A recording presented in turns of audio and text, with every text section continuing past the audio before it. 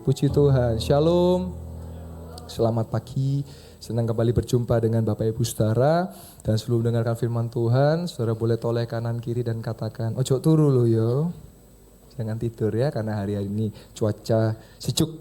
Baik, sebelum saya berkhotbah, ada beberapa keputusan, karena hari ibadah ini ditayangkan secara live streaming di Pontianak, juga di Blitar. Shalom, jemaat yang di Blitar dan juga di Pontianak. Ada keputusan yang Bapak Gembala dan saya selaku Wakil Gembala ambil, dan jemaat yang di Pontianak dan di Blitar bisa memperhatikan. Yang pertama, kita akan menunjuk kembali koordinator cabang.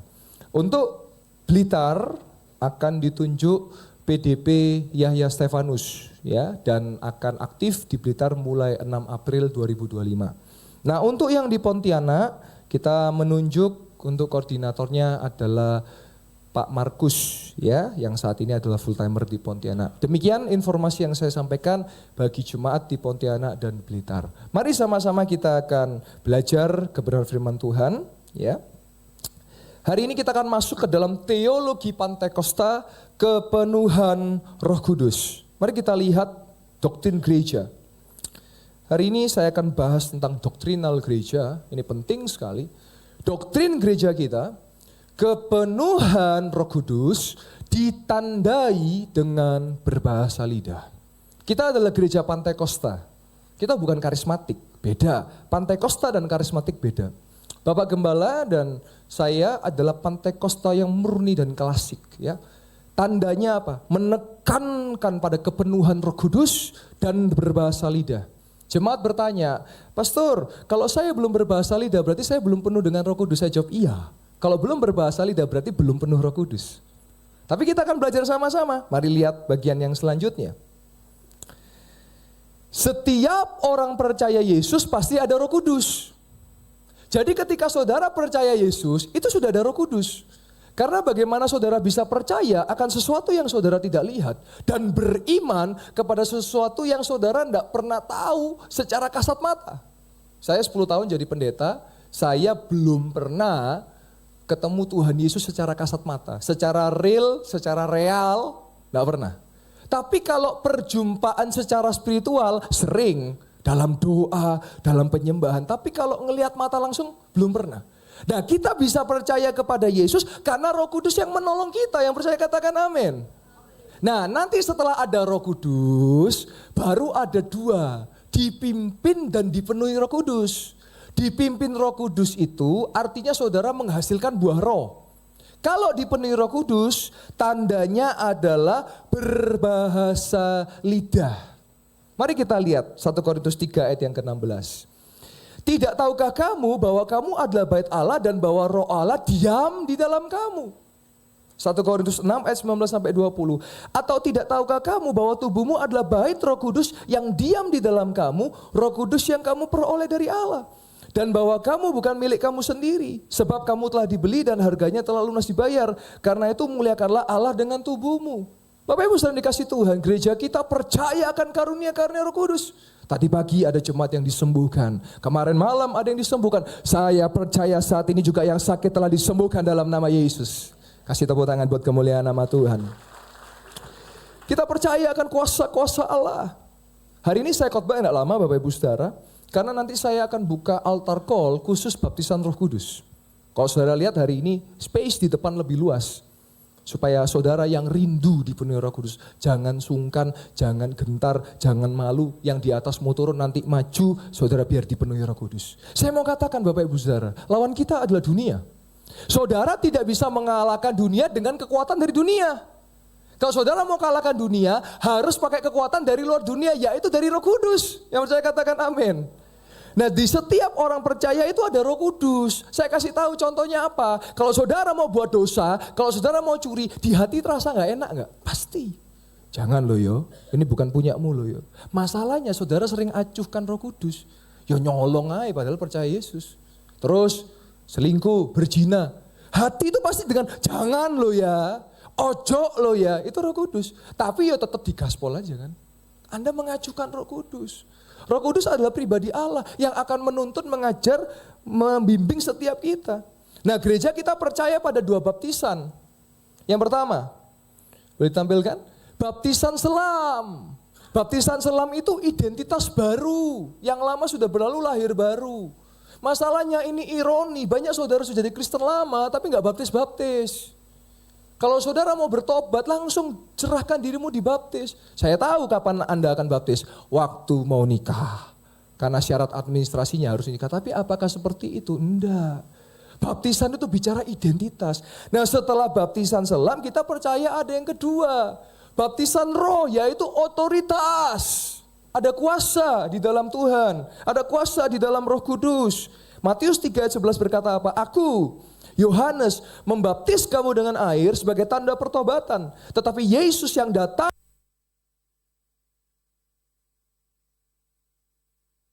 kemudian daripadaku, lebih berkuasa daripadaku. Aku tidak layak melepaskan kasutnya, dan Yesus akan membaptiskan kamu dengan apa? Roh Kudus dan dengan api. Kita lihat ayat yang selanjutnya. Kisah Para Rasul 1 ayat ke-5 dan ke-8. Sebab Yohanes membaptis dengan air, tetapi tidak lama lagi kamu akan dibaptis dengan Roh Kudus. Tetapi kamu akan menerima kuasa-kuasa, dalam bahasa aslinya dinamis, dinamos, dunamos, dinamit. Ya, kuasa. Kalau Roh Kudus turun ke atas kamu, kamu akan menjadi saksi Yesus di mana? Yerusalem, Yudea, Samaria, sampai ke ujung bumi. Kalau saya boleh katakan Bapak Ibu Saudara, perumpamaan Yerusalem itu bicara keluarga, rumah tangga. Maaf ya, saya mau katakan, banyak orang Kristen kalau hari Minggu seperti malaikat, kalau Senin kayak setan. Hanya keluarganya yang tahu masing-masing. Tapi firman Tuhan berkata apa? Saksi mulai dari rumah. Saudara mengasihi istri saudara. Saudara mengasihi suami saudara. Saudara mengasihi anak dan anak mengasihi orang tua. Menjadi saksi Yesus. Yudea bicara apa?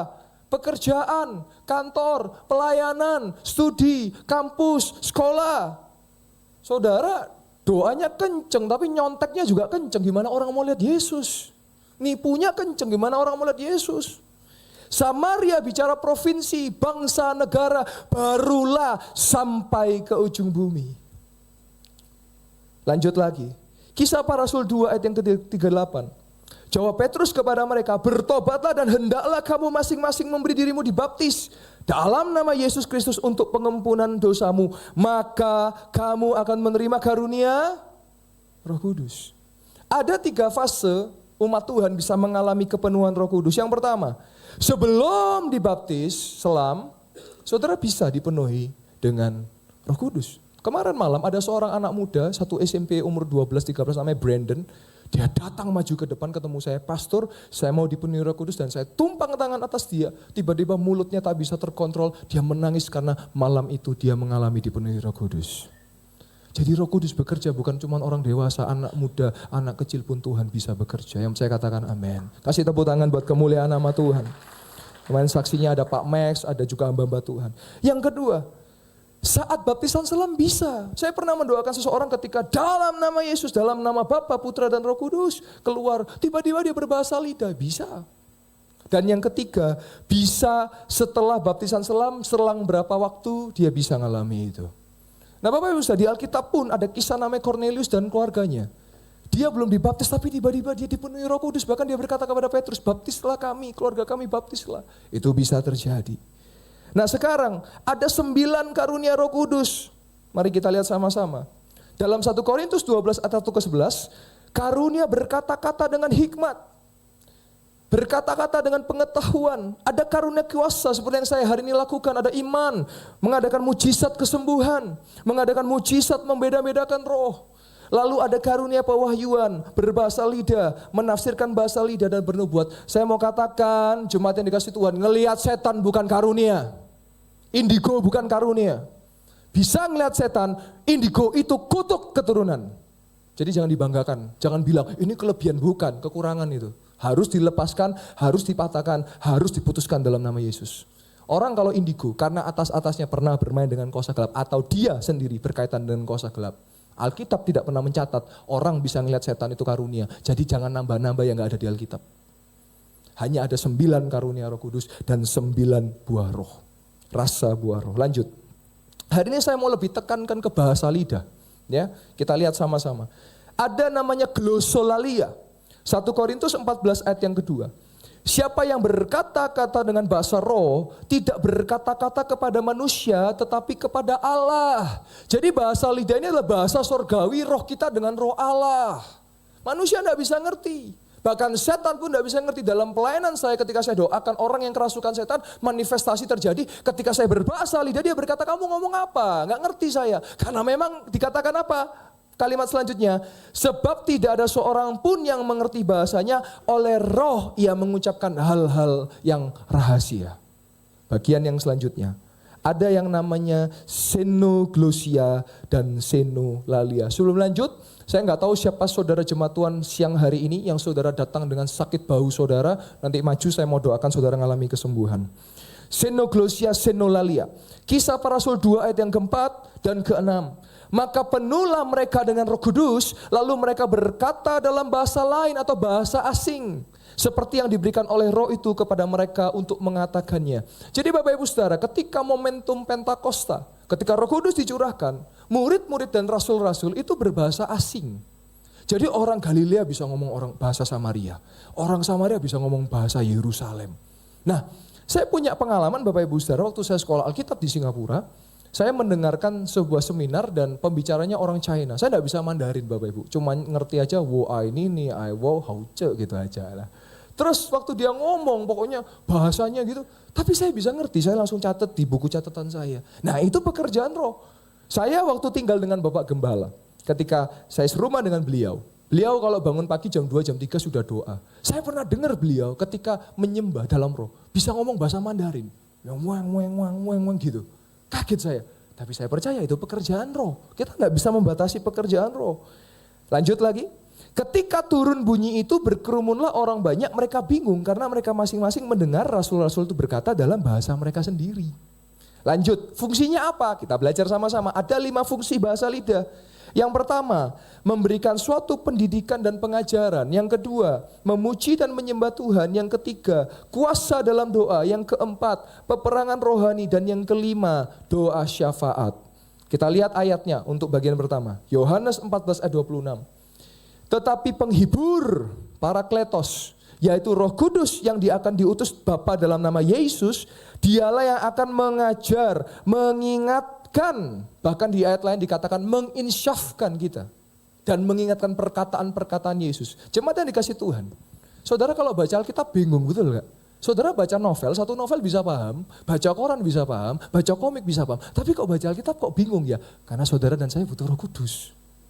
Nah kalau saudara mau baca Alkitab, doalah begini, Roh Kudus berikan saya pengertian, rema, revelasi. Percaya saya, saudara baca Alkitab lah ngerti nanti, lah seneng baca Alkitab. Karena untuk membaca firman, saudara butuh Roh Kudus. Praktek nanti ya, saya berharap saudara masih baca Alkitab loh ya. Karena Alkitab itu sumber kebenaran, sumber kekuatan. Yang kedua, memuji dan menyembah Tuhan. Yohanes 4 ayat 23 sampai 24. Tetapi saatnya akan datang dan sudah tiba sekarang bahwa penyembah-penyembah benar akan menyembah Bapa dalam, boleh dibaca, roh dan kebenaran. Kenapa menyembah dalam roh dan kebenaran? Dijelaskan dia selanjutnya. Karena Allah itu roh dan barang siapa menyembah dia harus menyembah dalam roh dan kebenaran. Jadi fungsinya juga untuk menyembah. Kita adalah gereja yang percaya bahwa kepenuhan Roh Kudus, kita menyembah dia dalam roh dan kebenaran. Selanjutnya, doa syafaat. Roma 8 ayat 26. Demikian juga roh membantu kita dalam kelemahan kita. Sebab kita tidak tahu bagaimana sebenarnya harus berdoa. Tetapi roh sendiri berdoa untuk kita kepada Allah dengan keluhan-keluhan yang tidak terucapkan. Kalau saudara yang sudah dipenuhi Roh Kudus pasti punya pengalaman yang sama dengan saya. Ketika saya kalau pelayanan nyetir sendiri keluar kota, dalam kota, saya berbahasa lidah, saya doa. Itu tiba-tiba Tuhan bisa sediakan apa yang kita perlukan padahal kita nggak ngomong. Kita ada saudara yang punya pengalaman itu. Nah kenapa itu bisa terjadi? Karena roh kita yang berdoa buat kita. Doa syafaat. Saya percaya saudara akan mengalami ketika saudara dipenuhi dengan Roh Kudus. Nah di dalam Alkitab ada 5 yang saya catat kepenuhan Roh Kudus. Yang pertama, pelayanan Petrus dipenuhi Roh Kudus. Kalau saudara baca Alkitab dan masih baca Alkitab, saudara akan melihat ada satu kisah di Alkitab, bagaimana Petrus, bayangan Petrus, orang melewati bayangan dan dilewati bayangan sembuh. Dan saya punya pengalaman itu waktu saya KKR Mujizat di Caruban, saya duduk, bayangan saya ada di depan saya. Ada seorang ibu datang dengan kakinya yang sakit. Tiba-tiba dia berdiri, waktu itu worship leader, belum firman, worship leadernya tanya, siapa yang sudah ngalami sembuh? Tiba-tiba dia bangkit, dia berdiri, saya percaya itu kuasa Tuhan. Saya rindu kita dipenuhi kuasa Tuhan, bukan hanya pendeta, semua ngalami kuasa Tuhan, yang mau katakan amin. Yang kedua, tempat bergoncang karena dipenuhi Roh Kudus. Yang ketiga, Paulus menumpang tangan dipenuhi Roh Kudus. Jadi penumpangan tangan itu alkitabiah. Terus yang keempat, Paulus juga berbahasa roh. Dan yang kelima, perhatikan, dilarang melarang orang berbahasa roh. Tolong kembali ke slide berikutnya, multimedia. Terus kembali sebelumnya. Terus. Nah, jadi dilarang orang melarang orang berbahasa roh. Nah sekarang kita akan lihat ketika Paulus menumpang tangan dipenuhi Roh Kudus. Berikutnya. Slide berikutnya. Nah di Alkitab dicatat dalam Kisah Para Rasul 19 ayat 4-6. Dan ketika Paulus menumpangkan tangan di atas mereka, turunlah Roh Kudus atas mereka dan mulailah mereka berkata-kata dalam bahasa roh. Dan Paulus sendiri berbahasa roh. Dia berkata apa dalam 1 Korintus 14 ayat 18? Aku mengucap syukur kepada Allah bahwa aku berkata-kata dengan bahasa roh lebih daripada kamu semua. Jadi ini satu media yang penting buat orang percaya. Yang kelima, dilarang melarang orang bahasa roh. Ada ayatnya. 1 Korintus 14 ayat 39-40. Karena itu saudara-saudaraku, usahakanlah dirimu untuk memperoleh karunia untuk bernubuat dan janganlah melarang orang yang berkata-kata dengan bahasa roh. Tetapi segala sesuatu harus berlangsung dengan sopan dan teratur. Dan ayat kesukaan kita semua, ayat terakhir, sudah mau selesai. Kita lihat Kisah Para Rasul 4, 29, 31 yang saya percaya mulai kemarin malam, pagi dan nanti sampai malam ya. Saya puji Tuhan Sabtu Minggu 9 kali akan melayani jemaat Tuhan, belum termasuk konseling dan mendoakan jemaat. Dikatakan apa? Dan sekarang ya Tuhan, lihatlah bagaimana mereka mengancam kami dan berikanlah kepada hamba-hambamu keberanian untuk memberitakan firman-Mu. Ulurkanlah tanganmu untuk menyembuhkan orang. Dan adakanlah tanda-tanda dan mujizat-mujizat oleh nama Yesus hamba-Mu yang kudus. Dan ketika mereka sedang berdoa, goyanglah, goncanglah tempat mereka berkumpul itu. Dan mereka semua penuh dengan, lalu mereka memberitakan firman Allah dengan berani. Kita adalah gereja yang kontinuitas, artinya apa? Yang terjadi pada zaman Kisah Para Rasul juga terjadi sampai hari, sampai yang sempurna, yaitu Yesus Kristus tiba. Saya boleh mengundang pemain musik dan worship leader kembali.